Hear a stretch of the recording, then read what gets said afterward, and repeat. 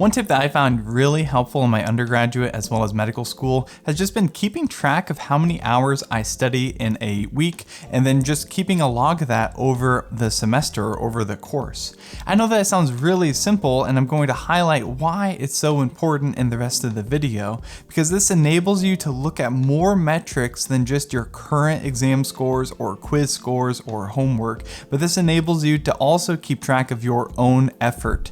And so this is something that you can adjust and you can track in order to be able to accommodate that. Welcome to my channel. My name is Timothy Dillinger. I am a second-year medical student in the Midwest of the United States, and I just wanted to talk about why tracking your study hours can be helpful. And so this video will be me just talking about why tracking your study hours is important for your GPA and your classes, lag and lead indicators, what they are and why they're so important for this discussion, and then just some practical tips for how to track your study hours as you go through your semester. Really, the main reason why tracking your study hours is really important is because it'll actually improve your GPA. And so studies have found a positive correlation between tracking your study hours and being able to do better on exams, probably related to just being organized in general, but it does help you know how much effort you're actually putting into this class or classes or whatever you're doing, and enables you to adjust on the fly. For instance, if you are studying for 20 hours a week at your undergrad class and then you get an exam score halfway through that is a little bit lower than you wished it was,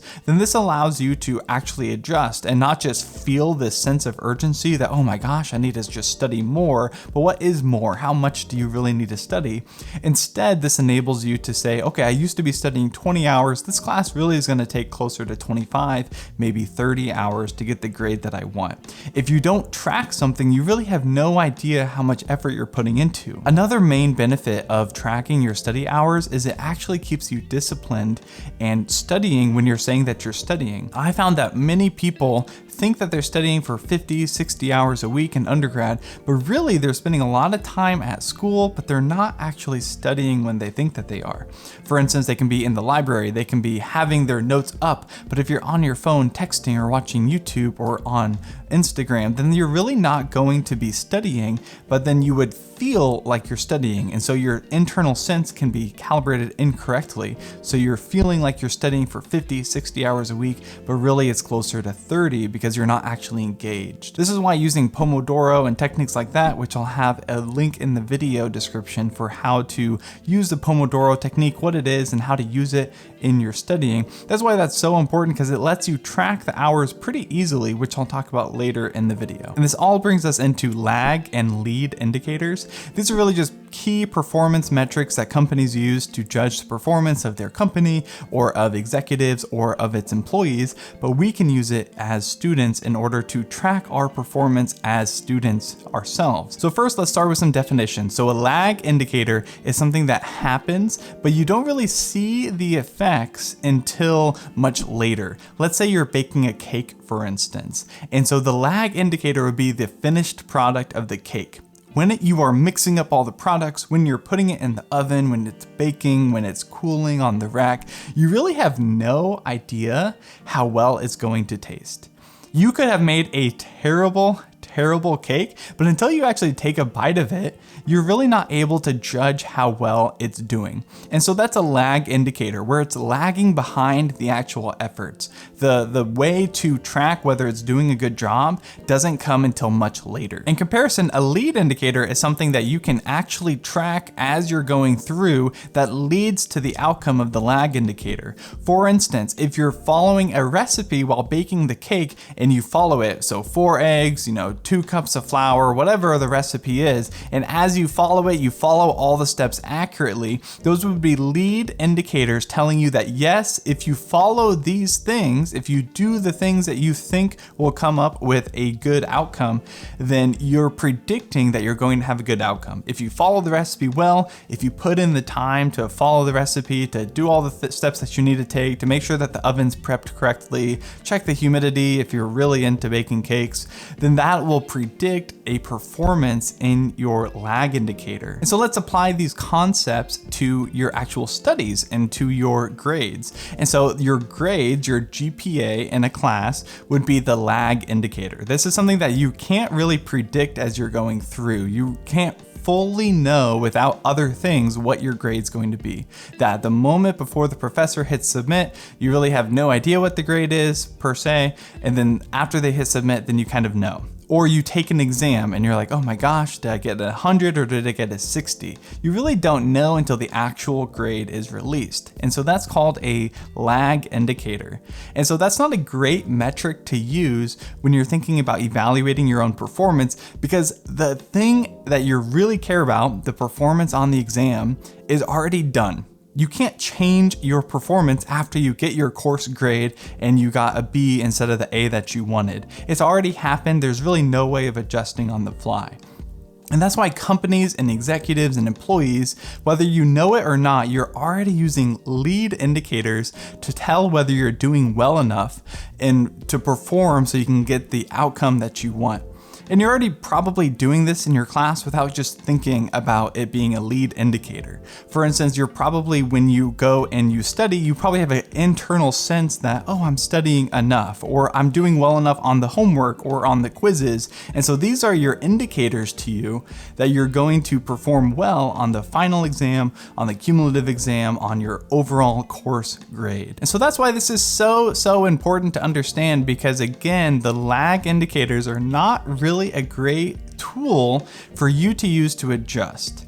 So if you have a lead indicator where you're saying, if I study 20 hours a week, if I read one chapter of the textbook every single week, and so I can finish the textbook before the exam, if I do 20 practice problems a week until the day of the exam, and if I get 8 hours of sleep before the exam, the night before the exam, then I think that I will do a good job.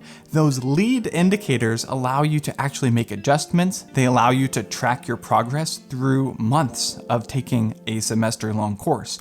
And so that's why those are more important to track than the lag indicators, because really your performance on an exam has already happened and you can't adjust afterwards depending if it's at the end of the semester exam. There's really nothing to adjust to. The course is over, your performance is done, and you're gonna get the grade that you're gonna get at that point. And really combining these two thoughts, the lead indicators and the lag indicators, will give you an overall ability to evaluate your performance and let you know whether you're doing a good enough job. For instance, the lead indicators, like I said, making sure that you're actually studying enough, which is why tracking your study time is so important, because if you don't know how much you're studying, you can't adjust and you can't kind of hold yourself accountable to your lead indicators, saying, I'm going to study 20 hours a week, even if that means studying on the weekend if I don't get to it the rest of the week, because I know that I need to put in this work to get the grade that I want at the end. But you need to combine that with the lag indicator of your actual exam score. Let's say you have all these indicators like, oh, if I study for 25 hours and I read these textbooks and do these practicum problems, then I'm going to get a great grade.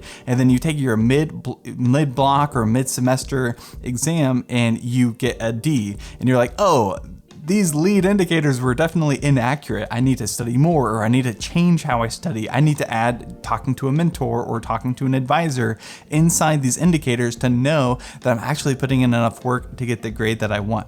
So you need to look at both. During the semester, it's really important to look at the lead indicators, but you also can use the lag indicators, for instance, like your exam scores or your GPA, and use those to determine, okay, are these lead indicators actually the work that I need to be doing to get the correct outcome, or do I need to change my efforts in some different way or increase my efforts in order to get the outcome that I want? And so there's a lot of different lead indicators that you can use, but study time I found is just such an easy way to actually have a lead indicator, whether you want to call it that, whether you want to call it, just tracking your study time, whatever it is, just being able to look at how many hours am I actually sitting down, not distracted by my phone, actually sitting down, reading the textbook, watching the lectures, doing some practice problems, whatever it is that you do for your studying. How many hours am I actually doing that for this class this week? And just keep track. It doesn't have to be super accurate. You don't have to get minute by minute, but you should be able to have an idea.